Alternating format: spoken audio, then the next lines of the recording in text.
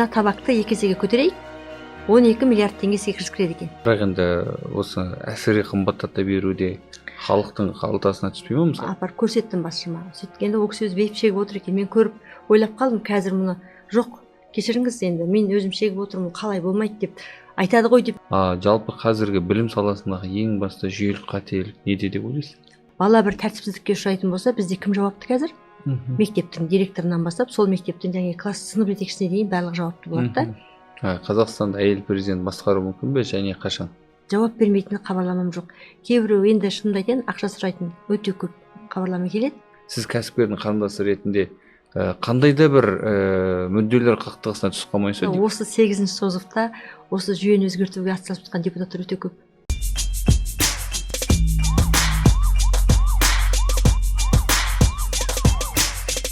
Арма көрермен, эфирде дүрбі сұхбат алаңы. Бүгін бізде қонақта мәжіліс депутаты Нұргүл Тауқаным, қош келдіңіз. Жалпы осы Шерзат ісінде бір баланың, айыпталушының анасы ажалы келді деген сөзді айтып қалды. Сол кезде болған адвокаттың өзі айтты, яғни қисық қалыптан түзу кірпіш шықпайды деген пікірді білдірді. Яғни егер ата-анасының өзі осындай пікір айтып тұрған болса, енді балалары не істемейді дегендей. Біздің тәрбие қай жерден ақсап жатыр?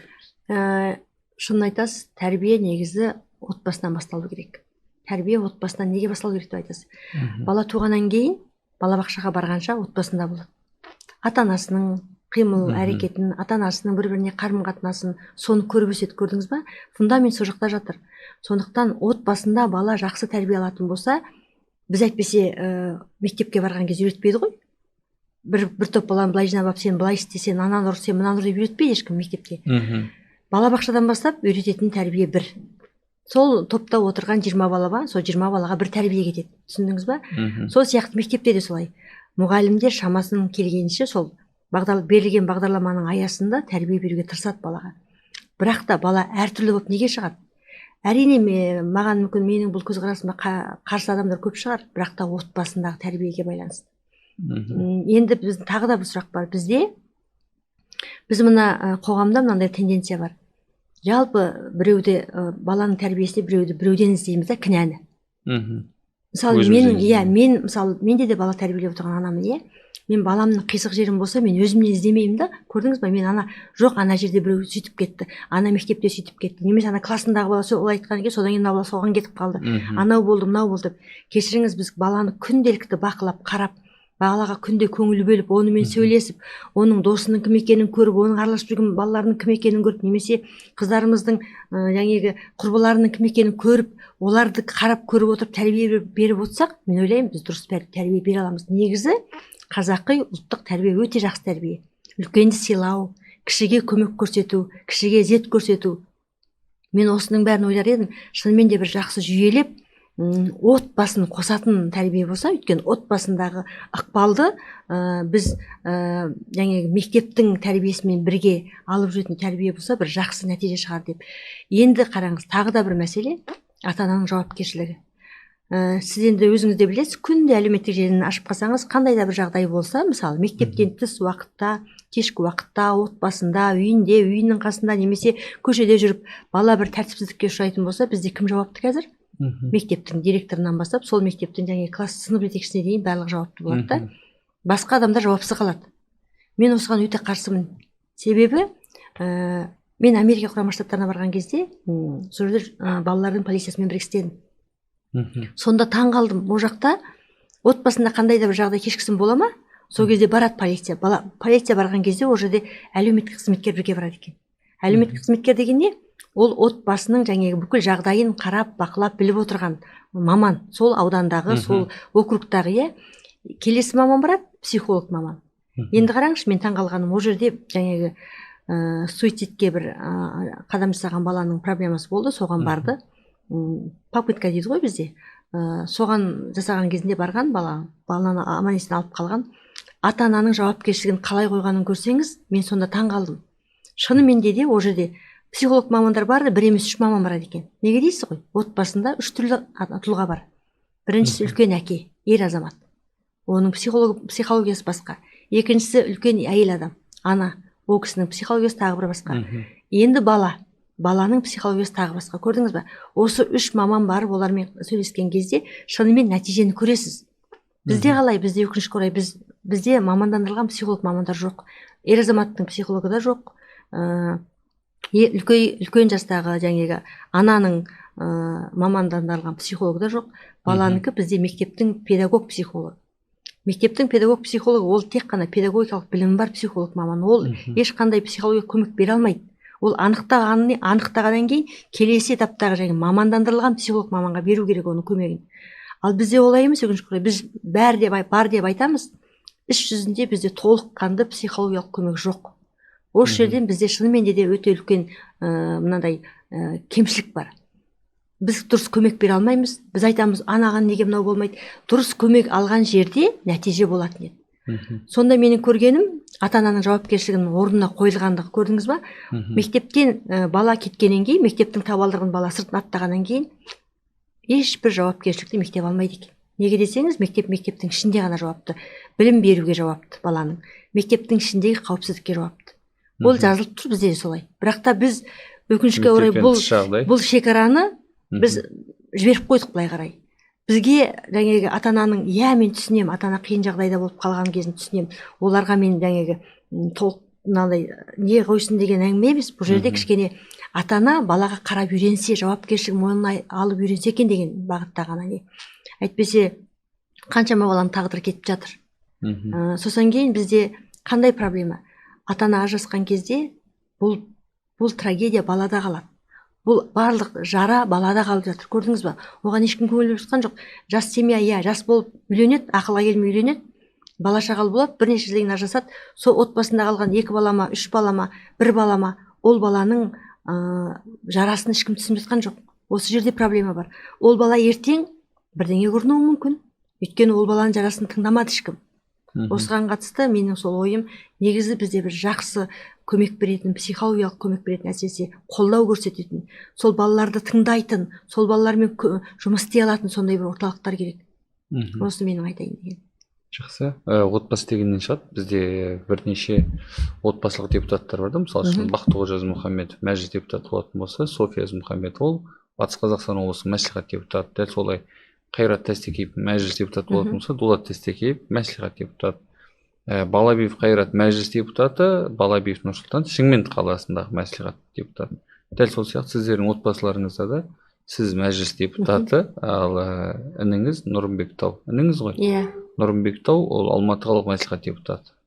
Толықбаев Мақсат мәжіліс депутаты да, оның бауыры Толықбаев Самат Қарасай аудандық мәслихатының депутаты. Бұл сәулелі әулеттің көрінісі ме, жоқ әлде осы сіздердің тұқым тұқияндарыңыз депутат болуға лайықты деген белгі ме?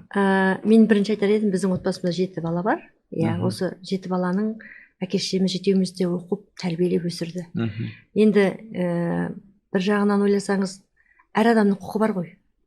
Мен мысалы оқыдым, тоқыдым, менің оқыған-тоққаным, қызметімнің еңбегін көріп, мен депутаттық болуға лайық деп партияластарым шешті. Екінші жағынан менің бауырым, мен депутат болмай тұрғанда, мен студент болып Америка құрама штаттарында оқып жүрген кезде Нұрымбек Тау ол мәслихат депутаты болды.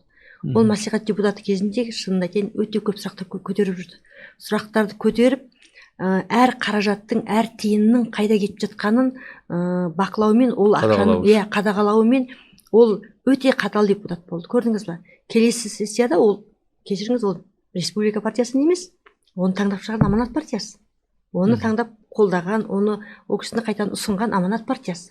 Мен республика партиясынамын. Сондықтан бұл жерде ол кісінің еңбегі ол жақта бағаланып шығып жатса, басқа партиядан менің еңбегім, менің мына қызметім, менің халыққа керек деп шешкен менің партияластарымның мен үмітін неге ақтамасқа? Сондықтан мен бұл жерде бір семьялық, отбасылық деп мен түсінуге болады. Дастархан басында республика партиясы мен аманат партиясында пікір қайшылық болып тұра ма? Әрине болады, неге болмасқа? Өйткені ол кісілердің көзқарасы бар, біздің көзқарасымыз бар. Сондықтан егер енді шынымен де отбасылық бизнес болып кетті, немесе мынау сондай болып кетті деп айтсаңыз, менің әкем президент болып отырса, немесе бір басқа үлкен позициядағы адам болатын болса, мүмкін әкесі сонда тұрғаннан кейін балалар солай деп айтқан. Кешіріңіз, жаңа өзіңіз айтып кеттіңіз. Сіз өзіңіз айтып кеттіңіз, мен анау Моңғолиядан келген оралманмын. Менің төбеде крыша дейді ғой, отырған крыша ешкім жоқ. өзімнің еңбегіммен мені партияластарым бағалап мені шығарды. Менің депутат болуға лайықты деп тапты. Сол үшін мен шықтым.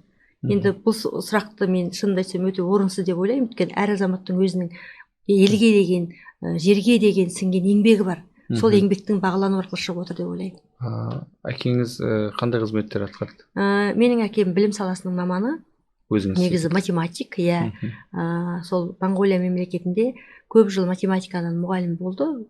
Высший математикадан мұғалім болды. Содан біраз жылдар Баян-Өлгей аймағындағы білім басқармасының басшысы болды. Енді мүмкін сол әкемнің педагогтық осы білімінің арқасында біз 7 балаға жақсы тәрбие берген шығар деп ойлаймын. Енді кейде ойлап қоямыз, шынымен де біз көп көре алмай кетті әкеміз. Ерте кетіп қалды. Осы Қазақстанға елге оралғаннан кейін көп ұзамай қайтыс болды. Әкем бірақта Қазақстанға кепте де өзінің еңбегін сіңірді. Жоғары математикадан сабақ берді. Жоғары оқу орындарында, колледжде сабақ берді. Олимпиадаға балалар дайындады.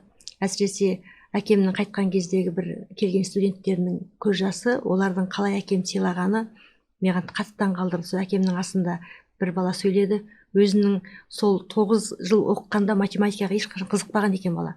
9-шы класс бітіріп колледжге келгеннен кейін сол әкемнің қол астында сабақта оқып, сол баланы математикаға қызықтырып, олимпиадаға дайындап, қалалық олимпиададан сол бала орын алып, сол аста жылады бала. Жас жігіт жылады, жылап айтты: мен ешқашан математиканы жақсы көрем деп ойламап едім. Осы ағаның арқасында мен математикадан олимпиадчик болдым деп ойлаңызшы. Сол кезде біз түсіндік. Мен ол студенттің бар екенін де білмедік. Сол асқа сұрадық деп айтты. Шәкіртін шабыттандырады дейді. Сондықтан көрдіңіз ба, бұл жерде кейде ойлап қоясыз, жаңа әкенің несі қаншама жыл ұрпағын сүйрейді деп. Қазір енді қырғылазық деген сияқты. Сондықтан қазір ұрпақтардың ішінде де сол математиканы жақсы мықты меңгерген ұрпақтар бар. Математикаға бейімсіздер, иә? Бейімбіз. Мынау мен білесіз, Америкада кез келген олигархтар лоббиді депутаттар арқылы өткізіп жатады. Мысалы, ол Американың өзінде бұл демократиялық принциптерді белден басу екенін сарапшылар кінәлап жатады. Дәл сол сияқты енді сіз кәсіпкердің қарындасы ретінде қандай да бір мүдделер қақтығысына түсіп қалмайсыз, депутат ретінде сіз өз принципіңіз болуы мүмкін. Осы мәселеден сұрап жатырмын. Иә, енді өте жақсы сұрақ, өйткені көп журналистер бұны қояды. Лоббисттер көп қой депутаттардың арасында, сізді қандай несі деп. Кейде деңізші, сол лоббисттік деген сөздің өзін кейде мен күлкім келеді. Бір нәрсені көтерсең, сіз лоббист болып шыға келесіз, неге екенін түсінбеймін.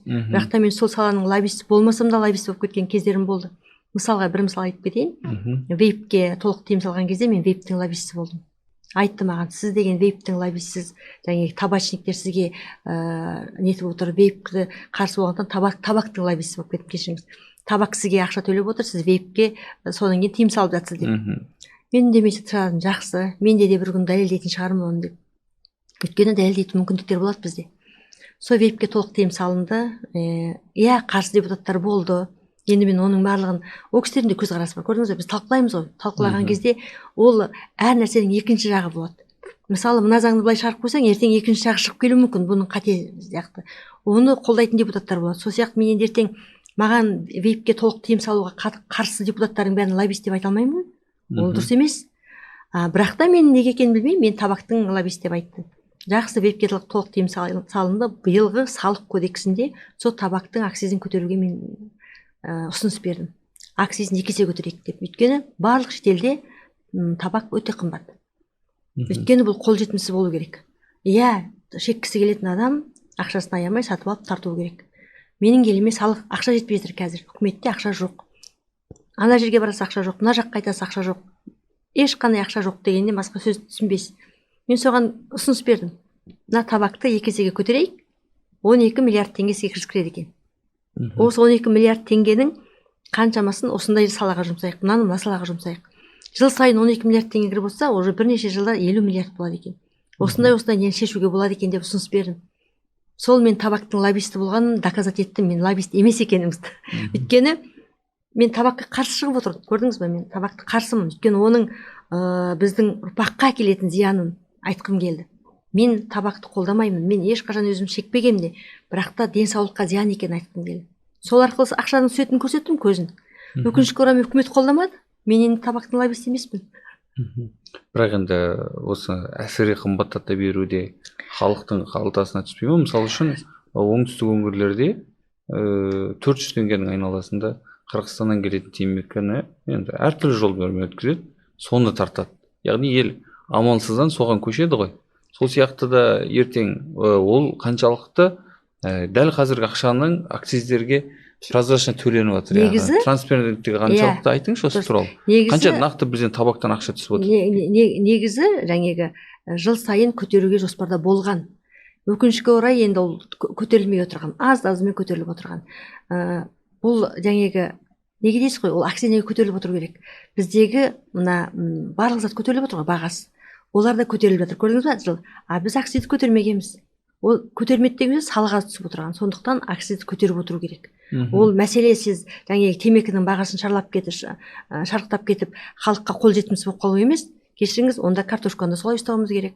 Нанның да, ұнның да бағасын солай ұстауымыз керек. Күрішті де солай ұстауымыз. Ол азық қой бізге, азық. Ол азық түлік бізге. Сондықтан табақтың бағасын көтеруге қарсы болғандар мен түсінбеймін. Кешіріңіз, ол табақтың бағасы көп болған сайын бізге салық көбірек түседі, және сол тартып жатқан адамдардың мен түсінемін, тартып жатқан адамдар қарсы маған. Өйткені әріптестерім ішінде де бар, көп адам шегеді ғой шылымды. Ол кісілер қарсы оның қымбаттауына. Енді қараңызшы, жаңағы айтып жатқан әлемдегі рыноктың бәрі қымбат бағасы. Сапалы темекі қымбат. Сапалы темекі. Сондықтан біздің елдегі шығатын темекінің сапасы жақсы, жоғары болып есептеледі. Сондықтан осы сапалы темекінің бағасы да дұрыс болу керек деп ойлаймын.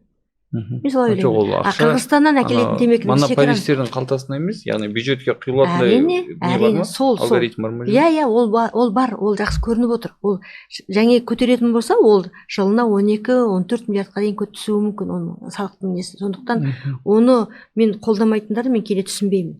Ал енді жаңа Қырғызстаннан келген біз шекарамызды жабу керек қой. Ол Қырғызстаннан неге келіп жатыр? Шекара ашық болғаннан келіп жатыр. Бізде кеден саясат жұмыс істемейді, кеден дұрыс жұмыс істемейді. Сол кедендік бақылауды дұрыс орнына қоюымыз керек. Сол кезде ол кірмейтін болады. Оны біз кіріп жатыр екен деп айтып отырғаннан еш өнбейді. Сондықтан кедендік бақылауды жөндеген кезде қазір біздің әріптестердің ішінде бірнеше депутат оны қолдап отыр. Бірнеше депутат осы сұрақты көтеріп отыр. Мен ойлаймын, осы 8-ші шақырылымда біраз сол кеденге қатысты тағы да бір шешімдер болады ау деп. Сіз сосын қазақ дубляжы мен отандық мультфильмдер мәселесін жиі көтеріп жүрсіз да. Бұл мәселеде бір ауыз толтыратындай нәтижелер бәрібір әлсіздеу. Неге? Жоқ, енді осы шынымды айтайын, мен осы сұрақты көтергеніме 2 жылдай болды, мында 2 жылға осы толады. 2 жылдың ішінде біраз жақсарды деп айтсам болады. Тек қана мен көтеріп жатқан жоқпын бұл сұрақты, жаңа әріптесім Ринат Зайытов, Нартай Аралбайұлы, Асхат Қанатұлы, барлық біздің әлеуметтік мәдени даму комитетіндегі депутаттар осы сұрақты көтеріп отыр. Неге дейсіз ғой? Себебі мультфильм арқылы баланың тілі қалыптасады, баланың ойы қалыптасады. Біз қалай өзіміздің ұлттық құндылыққа қарай бет бұрып ол мультфильмді шығарып бастасақ, біз өзіміздің жас ұрпаққа соны сіңіріп бастаймыз. Үйде ол бала жаңа қазақ тілінде мультфильмді көрсе, қазақша сөйлей береді. Өйткені қазіргі кезде бұл мультфильм сәл орынға қойылды. Неге десеңіз, осыдан бір 5 ай бұрын біз кезіктік, сол сфераның мамандарымен кезіктік. Қанша студиялармен көрдік, олардың еңбектерін көрдік. Шынымен де қазір жақсы дамуға ынта бар екен. Сонымен қатар қазіргі осы 2025 жылғы бюджеттен жақсы қаражат бөлінді оларға.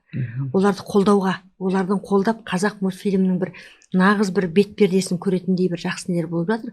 Енді алдағы уақыт көрсетеді оны, келесі жыл көрсетеді мысалы. Мен ойлаймын, осы бірнеше жылдың ішінде бұл жақсы бір тенденцияға айналады деп. Ол ақырындап шешіліп жатыр. Мәжілістегі қазақ тілінің деңгейі қандай? Дәл мәжілісте өте керемет. Мен шынымды айтсам, депутат болған кезде бұлай деп ойлаған жоқпын. Мен ойлап едім, жаңағы басындағы бірнеше неден кейін орысша сөйлеп, ары қарай ортасында қазақша сөйлеп, немесе соңында қазақша сөйлеп солай болатын шығар деп. Ерлан Жақанұлына өте үлкен рахмет. Ол кісі басынан бастап аяғына дейін мәжілістің барлық пленаркасын қазақ тілінде жүргізеді. Бізге ешқашан сен сұрақты орыс тілінде қой, сен сұрақты мына тілде қой деп айтпайды. Мен мысалы тек қана қазақша сөйлеймін. Мен тек қана қазақ тілінде сұрақ қоямын. Депутаттық сауалымның барлығы тек қана қазақ тілінде жүргізіледі. Маған ешкім шектеу қойып отырған жоқ. Ешкім маған сіз кешіріңіз қазақша қояды да сіз қоймайсыз деп ешкім айтып отырған жоқ. Кейбір шенеуніктер жек көріп кетпей ма? Кешіріңіз, менің сөйлейтін тілім қазақ тілі. Мен бірнеше тілді білемін, жақсы сөйлеймін бірнеше тілде. Бірақ та менің ана тілім, менің тілім шыққан тіл, менің кең көлемде өзімді түсіндіре алатын тіл қазақ тілі. Сондықтан мен өз тілімде ғана сөйлей аламын. Енді сіз білім министрлігінің көптеген реформаларымен тікелей жұмыс жасадыңыз ғой, енді ұсыныстар айтқан шығарсыз. Жалпы қазіргі білім саласындағы ең басты жүйелік қателік неде деп ойлайсыз? Біз енді шынын айтқанда өзі үнемі ауысып тұрады. Көрдіңіз ба? Бір министр келіп өзінің бір жақсы идеясын шығарғысы келеді, екіншісі келіп екіншісін шығарғысы келеді. Енді жақсы болып, мықты министр болып қалу үшін сондай бір мақсатта жұмыс болып жатыр. Сондықтан тұрақтылық жоқ. Мен ойласам, бір бастаған үлкен концепция болатын болса, соны аяқтауға, соның нәтижесін іске асырған критериясымен қарау керек сияқты. Ол жерде мен қояр едім, шынында да болды. Бастаған нәрсенің аяқталу результатын. Ал бізде келеді да бастап кетті, аяқ жақ қалып қалады. Сондықтан бір тұрақтылық болатын болса, тұрақтылық осы бір нәтиже көрсететін еді. Енді білесіз ғой, мысалы Жапонияда қаншама жылда заңдарға өзгерістер болмайды. Бізде қазір заңның өзі көп өзгереді. Сондықтан бір осыған бір тұрақтылық керек. Өйткені ол заң іске асып тұрақты болып жатқан кезде ауысып кетуі де мүмкін. Сондықтан ол заңның сыртында, жаңағы подзаконный акт дейді, заңның шеңберіндегі актілер бар ғой. Олардың ауысып жатады, оны бақылап тоқтату мүмкін емес. Сондықтан осыған бір тұрақтылықты қамтамасыз ету керек сияқты. Әрине, заңға өзгерістер керек. Мысалы, технологиялық дамуға қатысты, мен ойлаймын, ол тұрақты өзгеріп тұрады. Неге десеңіз, бүгін бар зат, ертең кеш болып кетуі мүмкін. Бүгін игеру керек, осы уақытта игеріп боласыз, бірақ та ертеңгі оның басқасы шығуы мүмкін. Сол сияқты чат GPT-ңіз бар, оны сіз қалай игермей отырасыз? Ол сіз игерсеңіз, игермесеңіз де біздің балалар қолданады оны. Сондықтан оны игеріп, үйрену керек. Ондай кезде әрине өзгерістер болып тұру керек. Бірақ та керек емес жерден бір өзгерістер жасап қойған, оған мен қарсымын. Жаңағы қазақ тілін қолдап жүресіз, қазақ тілінде сауалдар жолдайсыз. Әртүрлі жағдайға байланысты елдің алдында симпатияңыз бар. Сізді осы депутат қалпыңызда жақсы көре ме, жоқ әлде қарапайым Нұргүл тау ретінде жақсы көре ме халық? Шынымды айтсам, депутат болмай тұрғанда мені көп адам танымаған шығар. Әйтеуір Алматы қаласындағы білім саласының мамандары таныды деп ойлаймын. Басқа барлық халыққа танымал болдым деп айта алмаймын, әрине. Ойлаймын, осы депутат болғаннан кейін халық мені танығандықтан осы бейнемді мүмкін халық қабылдайтын шығар. Ал әріптесіңіз Бақытжан Базарбек 5-ші және 6-ші шақырылым депутаттарымен кездесіп қалсам, олармен қол беріп амандаспаймын деп пікір айтты. Яғни жаңадан сайланған депутаттар өзінен кейінгі немесе қоғам алдында бұған дейінгі шақырылымды сынап жатады. Уақыты келгенде сондай сынға дайынсыз ба? Әрине, ол болады ғой деп ойлаймын, ондай сын. Әрине дайынмын, дайын болуым да керек деп ойлаймын, оған дайындалуымыз да керек. Мен енді үйтіп қол алыспаймын деп айта алмаймын, өйткені ол созыптарда да мықты ағалар болды. Білесіз, алғашқы парламенттерде қандай ағалар болып, осы заңның негізін жазып кеткенде сол кісілер ғой. Ол кісілердің қолымен жүгіріп барып алуым керек сияқты, наоборот. Мен ол кісілердің қолын алақаным, иық қолымды қосып тұрып, амандасып қолын алуға мен дайынмын. Өйткені мен енді үйтіп қолымды алмаймын деп үйтіп айта алмаймын, өйткені ол дұрыс емес қой деп ойлаймын. Ал енді ол кісілер өзіңіз аттан түскен кезде, депутаттан түскен кезде, өзіңіз сіздерді сыбап жатады.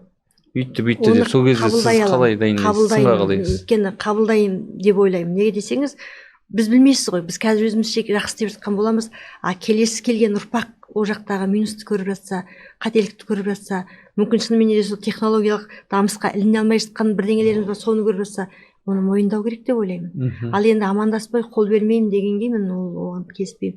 Осы заңның, конституцияның негізін жазған сол үлкен ағаларымыз, мысалы, 1-ші созыптан бастап қаншама адам, мен ол кісілерді құрметтеймін. Мен қалай 99 жылға дейінгі созыптарды мүлдем ерекше, енді ол кездегі айтыстың өзі бізде мүлдем басқаша болған. 2000 жылдардан кейін көп нәрсе, демократия біз басқа бір жолға түсіп кетті ғой, біздегі видеоларды көрген кезде, мен видеоларды көрген кезде, шынымды айтайын, видеоларды көрген кезде кейде таңғалам, шынымен де айқайласып жатқан недер болған кезде өте соны қабылдаймын, ойлаймын. Шынымен де мына кісілер нағыз елім, жерім, отаным деп соққан жүрегімен сол жасаған. Ал енді 6-7 созыпта болған, кешіріңіз, әріптестеріміз де жүр қазір, сол кісілерді көріп жүрмін, ол кісілердің қалай қолын алмай жүр. 7 созыпта отырған әріптестер қазір де бар ғой. Сондықтан мен ол қолын алмаймын деп айта алмаймын. Ол кісілердің де өзінің үлесі болды, өзінің рөлі болды, өзінің отанға деген махаббаты болды, халқым деген, жерім деген. Енді ол елбасының еңбегіне бағаламай қарсы шыққан, мен ол жағына түсінбеймін. Ол кісінің еңбегі бар. 30 жыл осы Астана қаласының өзін тек қана мысалға айтып көріңіз. Иә, мен түсінемін, мүмкін бір коррупциялық үлкен ел болғанда шығар. Жақсы, бірақ та сырттан келген адамдардың көзқарасын қарасаңыз, сырттан келген елдің көзқарасын қарасаңыз, шынымен біздің елдің дамуын көреді, айтады. Мен бір ғана мысал айтып кетейін. Былтыр Моңғолиядан келген делегацияны ертіп жүріп осында жүрдік. Содан Сингапурдың делегациясын ертіп жүрдім. Сол кездегі Сингапурдың делегациясының ертіп жүрген адамдар маған қатты таңғалып айтты. Сіздер дейді, Астананың бұрынғы суретін көрсетеді, маған айтады. Мынау дейді Астана ма дейді. Иә, осылай болған Астана бір кезде десем. Мынау сол Астана, мынау осы Астана ма дейді, көрдіңіз ба? Ол адамдар келіп көрмеген ғой, ол білмеген. Бірақ та біздің елдің шынымен дұрыс дамытқанын көріп отыр. Сингапур өзі қалай дамыған, не көреді. Сол олар бағалап кетті. Моңғолия бізбен бірге сол бастап советтік неден кеңістіктен шығып бізбен бірге бастады ма, олар көріп отыр біздің дамығанымызды, біздің жеткенімізді, біздің жастарымыздың несін. Бір қарасаңыз шүкір деп айтуға болады. Біздің басымызда соғыс болмады, біздің еліміз тыныш болды, ұйқымыз тыныш болды. Осы күнге біз шүкір деп айтуымыз керек. Қазірде де біз уайымдамаймыз. Ертең анау бола ма, ертең мынау сөйтіп қарумен шыға ма, бізде ядролық державамыз ғой, мынау бар ма, немесе көрші мемлекет. Біз бәрімен дос. Қазіргі президенттің істеп отырғанына дипломатиялық қарым-қатынасын қараңыз, өте жоғары деп айту керек. Өйткені бұл кездегі ұйқымыздың тыныштығына үлкен рөлі бар. Осыны біз бағалауымыз керек. Тыныштық. Көріп отырсыз ғой, қазір ана Дубайға барған жерлестеріміздің келе алмай отырған. Оның өзін бағалап білуіміз керек. Ұйқы, тыныш деген ең үлкен біздегі бақыт. Осыны бағалап білуіміз керек деп ойлаймын. Моңғолия дегеннен шығады. Моңғолиямен бұрын бізде тікелей қарым-қатынас болып, үлкен семейде ет зауыттар жұмыс істеп тұрды, иә. Әлі күнге дейін ол жақта бәрібір ауыл шаруашылығы кеңінен дамығандықтан, малдардың бағасы көп арзан болады бізден гөрі. Осы жақпен қайтадан байланыс орнатуға ұсыныс айттыңыздар ма? Яғни сізге тікелей сол жақтан көріп отырсыз ғой, өйткені кез келген келетін адам Ресей арқылы өтеді бізге. Бізде парламентте депутатаралық достық комиссиялар деген бар. Сонымен сол комиссияда Моңғолиямен комиссияның ішінде мен мүшемін. Осы 2 рет Моңғолияның делегациясы келді, 2 ретте қабылдағанның отырысында болдым. Иә, ол кісілердің ұсыныстары бар, біраз ақырындап шешіліп жатқандар да бар. Өйткені ол түсінесіз бе, бұл келісім деген бүгін қол қойып, бүгін шешіліп кетпейтін дүние. Біздің ел қолдап, оны Моңғолия жағы да қолдау керек. Келген делегацияның барлығы қолдап көтеру керек оны. Көрдіңіз ба? Ол жерде қазақтар бар екен деп қазақтың проблемасымен ғана алысып қойғанға, көтеріп қойға болмайды деп ойлаймын. Өйткені екі елдік қарым-қатынас жақсы болу керек. Енді Семей қаласындағы үлкен завод болғаны үшін қазір соны жалғастырып істеп бастағанын мен білемін. Ол қазір сол жердегі ет комбинаттарымен Моңғолиядан жылқының етін әкелу арқылы қазір олардың келісімшартпен істеп жатқанын мен естідім. Өйткені келген делегация оны айтты өздерінің докладтарында. Сонымен қатар екі елдің достастығын арттыру үшін тауар айналымын жақсартуға үлкен атсалысып жатыр. Бұған экономика министрлігі атсалысып жатыр. Өйткені келген делегацияның кездесуінде олардың барлығы болды. Осы кеше ғана мен көрдім Инстаграмнан. Біздің сыртқы істер министрі Моңғолияға барып, үлкен жоғары деңгейде кездесу өткізіп қайтты. Бұл да екі елдің достығын, екі елдің қарым-қатынасын дамытуға үлкен әсер етеді. Өйткені ол министр барып бос қайтпайды ғой.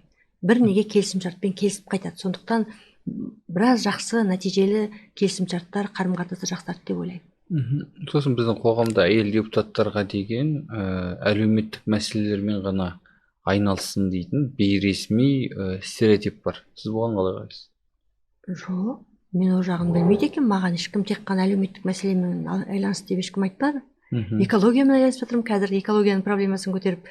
Енді ол экология дегеніңіз біздің демалып отырған ауамыз, біздің жеп отырған тамағымыз, біздің қоршаған ортамыз, біздің табиғатымыз.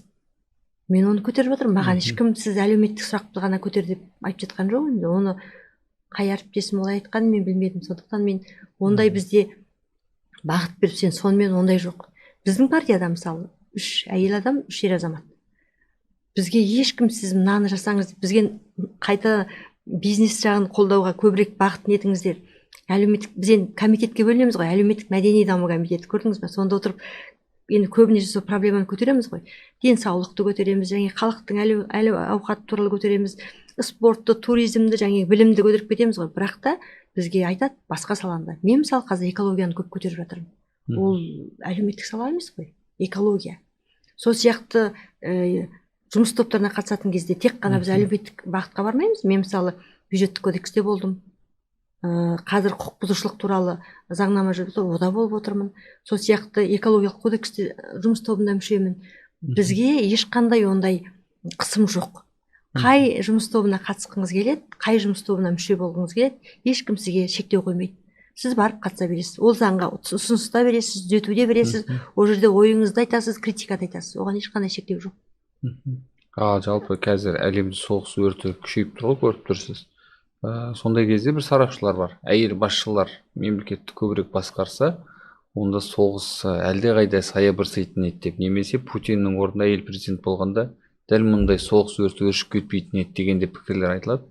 Расында әйел адамдар билікке басқарса, яғни ел басқарса, бейбітшілік орнар ма еді? Өте қызық сұрақ екен енді. Білмеймін даже. Ол әр елдің жаңағы бір жағынан орналасқан аумағына қатысты шығар, екінші жағынан экономикалық жағдайына қатысты шығар, үшінші жағынан державалық рөліне қатысты шығар. Енді қанша әйел адам басқарып отырса да, мен оған келіспеймін. Бұл жерде басқа бір факторлар әсер етеді деп ойлаймын. Ол әйел адам болғандықтан болмайды деген, ол бір адам шешпейді ғой, ол бір адам шешпейді. Бір адам ғана басқарып, бір адам ғана шешіп отырмайды ол жерде. Мен ойлаймын, ол дұрыс ой емес деп. Қазақстанда әйел президент басқару мүмкін бе, және қашан? Мен өзім әйел президент, мына адам президент болады деп көріп тұрған тұлға жоқ. Келешекте болуы мүмкін ба? Біздің менталитет қабылдай алады ма? Оған біраз уақыт керек сияқты. Дәл қазір ол болуы мүмкін емес. Өйткені дәл бір тұлғаны көре алмайсыз, сондай нақты шешім шығаратын, дипломатиялық керемет шебер, халықтың жағдайын ойлайтын ондай тұлға мен қазір көріп тұрған жоқ. Ол жуықта болмайды деп ойлаймын. Сіздің Инстаграм парақшаңыз есеп үшін бе, жоқ әлде шынайы кері байланыс құралы ма? Яғни біздің көрермендер, оқырмандар өз мәселесін сізге тікелей шығып айта ала ма? Әрине. Мен сенесіз бе, шынымды айтайын, мен өзіме келген хабарламаның барлығына жауап беретін депутат. Мен біреуін қалдырмаймын. Мен түнгі кейде 2-де кейбір азаматтар жазады, сіз түнгі 2-де жауап беріпсіз ғой. Мен енді отбасым бар, әйел адаммын ғой. Жұмыстан кейін отбасымның шаруасы бар. Тамақ пісіремін, ертеңгі киетін киімімді дайындаймын, бала шағыма қараймын. Оның бәрі менің ол енді аналық рөлім ғой. Сондықтан оның бәрін жасап болғаннан кейін сағат 10-ға қарай, 10:30-ға қарай осы әлеуметтік желідегі телефоныма келген, әлеуметтік Фейсбукқа, Инстаграмға келген барлық хабарламаларды оқып, саралап жауап берем. Өзім жауап берем, өзім қараймын оның барлығын. Жауап бермейтін хабарламам жоқ. Кейбіреу енді шынымды айтайын, ақша сұрайтын өте көп хабарлама келеді. Біз өкінішке орай ондайға бере алмаймыз. Сондықтан мен түсіндіріп жазамын ол кісілердің барлығына. Түсіндіріп, жазып, кешірім сұрап айтамын. Кешіріңіз, біз көмектесе алмаймыз. Сондықтан жауап ала алмаған адам мен бармын деп айта алмайды. Мен маған жазған адамның барлығына жауап берем. Кейде алаяқтар да болады ішінде, шынымды айтайын, бірнеше алаяқтық таптым. Ол алаяқтықпен жазып жатқандарды мен құқық қорғау органдарына беріп отырмын. Сондықтан ескертіп айтып қояйын, алаяқ азаматтар хабарлама жазып қалдырса, оны біз тексеріп, ұлттық құқық қорғау органдарына беріп отырамыз. Ал қарапайым халық жазады, проблемасын жазады, көтеремін, айтамын, жіберемін, хаттарын жаздыртамын, ары қарай сол жауапты мекемелерге жіберіп, орындалып, қаншамасы орындалды деп маған рахмет айтып жазып жатады. Осы кеше ғана Астана қаласынан шыққан бір азаматша, бір жоғарғы оқу орнының ұстазы проблемасын айтты, көтерді, жазды, хабарластық, айттық, ары қарай жібердік. Қатын 2 күннен кейін маған хабарласты, сізге көп рахмет, мен сұрағым керемет жақсы шешілді. Өйткені болмышы сәл ғана бір адамдардың несінен болып шешілмей тұрған сұрақ. Сол сияқты тағы да былтырғы жылы осы хабарласты, Астана медицина университетінің 6 профессоры хабарласты. өздерінің заңсыз әрекетке тап болғанын, өздерін сотқа беріп жатқан университет тарапынан, сонысы шешілді. Мысалы оңынан шешілді. оңынан шешілді. Мен ол кісілерді танымаймын, көрмедім. Мгм. Маған инстаграмға жазды. Инстаграмға документтерін жіберді, оңынан шешілді. Сол сияқты мен мысалы ол кісілерді мен қайтып көрмедім де. Ол кісілер рахметін жазды инстаграмға.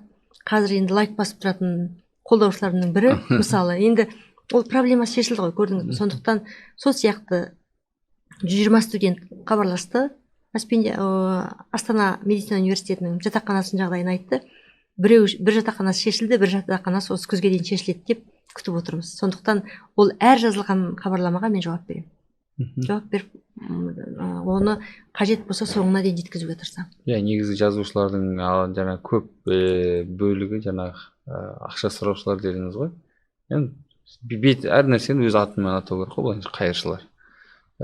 Қайыршылар қазір аяқ бастап, аяқ аттап бассаңыз көптеп кездесетін жағдайға жетті. Алматыда жолдың бойында тұрып алады, үлкен сауда орталықтарына кіреді. Тіпті сіз кафе ресторанда отырсаңыз да зіңгіттей жігіттер анда жете алмай тұр еді, мұнда жете алмай тұр еді дейтін, яғни бір сценарийлік ақша сұраушылардың қатары көбейіп кетті. Бұл ненің белгісі? Былайша испанский стыд дейді ғой, яғни олар үшін сен ұяласың да, ұялмағаннан ұял дейді ғой қазақ. Бұл мен ойлаймын тез ақша табудың, оңай ақша табудың жолы ма деп. Мен Алаяқтар да солай. жаңа айттым ғой, алаяқтар деп неге айтамын? Ол кісілердің парақшалары болады, басқаша парақшалар. Мен енді қазір түсініп қалдым, мен қаншама маған жазды алаяқтар. Соны түсіндім. Өйткені ақша сұрағанның өзінде де олардың тактикасы басқа. Сол ақша сұрағандар үшін солар отыр, алаяқтар отыр. Ақша сұрап жазады, ол алаяқтыққа. Шынымен жаңағы денсаулығында проблемасы бар адамдар жазады маған. Мен ол кісілерді танимын, көрем да, парақшасына кіріп, шынымен де жағдайын көріп, сосын айтамын, маған хат жолдаңыз, барлық жаңағы ауру сырқау деген құжаттарыңыздың дәлелдейтін құжаттарыңызды жіберіңіздер деп. Шынымен мұқтаж адамдар жібереді. Оны мен министрлікке жіберу арқылы ол кісілердің шынымен де несі шешілмей жатқанын анықтап, ол кісілерге қол ұшын беруге тырысамын. Ол қаражат жағынан емес, басқаша мемлекетте оған көмек берілетін мүмкіндіктер бар ғой, соған сол жағынан мен көмектесуге тырысамын, сенесіз ба? Шынымен де қаншама адамға көмектестім де. Шынымен де өмірінің соңғы күнінде хабарласқан адам болды маған. Мына бауырдың рагынан мен 4-ші стадияға өтіп кеткен екен, өкінішке орай көмек жоқ, бірақ та ішім суға толып кетті, фотосын жіберіп, мені ауруханаға 1 рет жатқызып беріңізші, мен суды алдырғым келеді, мен тыныстай алмай тұрмын деп маған түн ішінде сағат 2-де жалғап, маған фотосын жіберіп жалғаған адам болды. Мен көмектесіп ауруханаға жатқыздыртып, ол кісінің, өйткені түсіндім, соңғы күндерінің, өзі жазды, соңғы күндерім ғана қалды менің деп. Соңғы күндерінде дұрыс тыныс демалсын, демін дұрыс алса екен деген көмекпен ол кісілерге көмектестім. Сол жерде жатып, сол 2 күннен кейін ол кісінің қайтыс болғанын естідім. Енді ондай кісілерге қалай көмектеспейсіз? Мен көрдім хабарламаны, көргеннен кейін мен сразу жібердім оны министрліктің өкіліне. Жіберіп айттым, көмек көрсетіңіз, өйткені өмірдің соңғы күндері қалған екен. Ол адамдар, көрдіңіз бе, онкология неге қиын? Жатып 14 күн ем қабылдайды, одан кейін ем қабылдаған 14 күн шығу керек. Өйткені оның ортасында период болу керек, ол адамның организм қайта екіншісін қабылдауға дайын болу керек та. Адамдар оны түсінбейді ғой. Мен қайта жата берсем дейді да, сол жатылмаған, ішінде сол су толған. Маған жібергеннен кейін көмектестім. Сондай адамдар көп. Сол сияқты көп, ол бір ғана мысал емес, бірнеше адамға мен солай, бір айтайын, 10 неше адамға солай көмектестім. Соның 4-5-еуі қайтыс болып кетті, өкінішке орай. Сол сияқты 2 баласының тағдырына алаңдап әйел адам келді. Сол инстаграмға жазды, қабылдадым, көрдім. Керемет жақсы қызмет істеп жүрген адам болған. Өкінішке орай жаңағы рак ауруымен ауырғаннан кейін жұмыстан кеткен, бірақ та үйін кредитке алған. Көрдіңіз бе, кредитке алғанда, кредиттің 40 миллиондай теңге кредитке алғанда, соңғы 8 миллионы қалған. 8 миллион төлей алмай отырды, көрдіңіз бе? Төлей алмай отырып, қиналып отырды. Жолдасы бұл кісінің рак болғаннан кейін тастап кеткен балаларымен. Сол үйдің кредитін ол қатты алаңдаушылық білдірді. Біз енді шамамызша көмектесіп, сол несін, өйткені 2 баласы кішкентай болды, 2 баласы. Сол көмектесуге тырыстық, бірақ енді біз ол кредит жаба алмаймыз ғой. Біз оны жаба алмаймыз, қолымыздан келмейді. Бірақ та сол көмектесуге тырысып, сол ауруханада жатқан кезінде әйтеуір басқа бір оңтайлы жұмыс, өйткені ол маман болды, мықты бухгалтер маман болды. Оңтайлы жұмыс істеуге ықпалын жасап көмектесіп, сол біраз 3 айдай ма оның уақыты болды сол кезде. Сол 3 айдай уақытта оған бір көмек көрсеттік. жаңегіндей емделіп жатып онлайн жұмыс істеуге. Сол арқылы өзінің біраз шаруасын сол кісі бітіріп маған жазды. Бір содан кейін бір 5 күннен кейін қайтыс болды кісі. Жазды, сенесіз ба деді, сіздей адамдар көп болса екен осы әлемде деп маған жылап жазды. Мен айттым, жоқ, сәл өмір сүресіз. Жоқ, мен соңғы күндерім қалды, мен білемін. Мен 2 балам әйтеуір болмағанда баспанасымен қамтылатындай қалды ғой деп соған рахметін айтып жазды. Үмітпен қалды. Үмітпен кетті, көрдіңіз ба? Сондай адамдардың тағдырын көрген кезде сіз қорқасыз шынымен де. Енді көмектесіп жатқан кезде риза болып жазып жатады. Көмек алған кезде жаңағы шынымен де мен баламды көмектесті, балама сондай жағдай жасады, сол жерге барды, емделіп жатыр. Сондай недер болған кезде шынымен де жақсы халыққа бір не көмегім тиді деп. Енді ол бір адам барлық халыққа көмектесе алмайды ғой. Барлық әріптес көмектеседі бізде. Кеше ғана мен естідім, Абзал Құспан мырзаның қабылдауына 97 адам қабылданып жазылыпты қабылдануға. Ол кісі де атсалысып жүретін депутаттардың бірі мысалы. Сол сияқты бізде қанша әріптестеріміз бар. Шынымен де аянбай сол әр адамның, әр азаматтың тағдырына көңіл бөліп, соларға көмек қолын беріп, осы бір сәл де болса көмегім тигізсем деп, осы депутаттардың арасында өте көп ондай азаматтар. Мен шынымен де сондай азаматтардың көп болғанына шын ризамын. Осы созыпта сондай мықты адамға деген көңілі таза, адамдарға деген қол ұшын беретін азаматтардың көп болғанына өте ризамын. Осындай әртүрлі мәселелер жиі сізге хабарласып жатады ғой, мысалы үшін.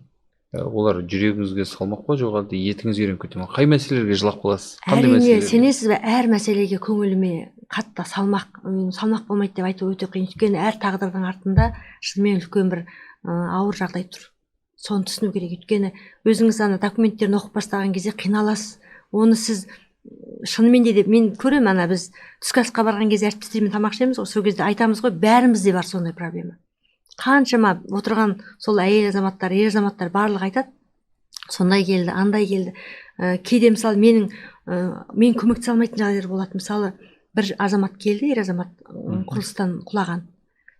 Ол кісіге жаңағы денсаулығына қатысты көмек бергенмен мен заң тұрғысынан, көрдіңіз ба, мен енді адвокат болып істемеген, мен прокурор болып істеген жоқпын, немесе мен заңгер маман емеспін ғой.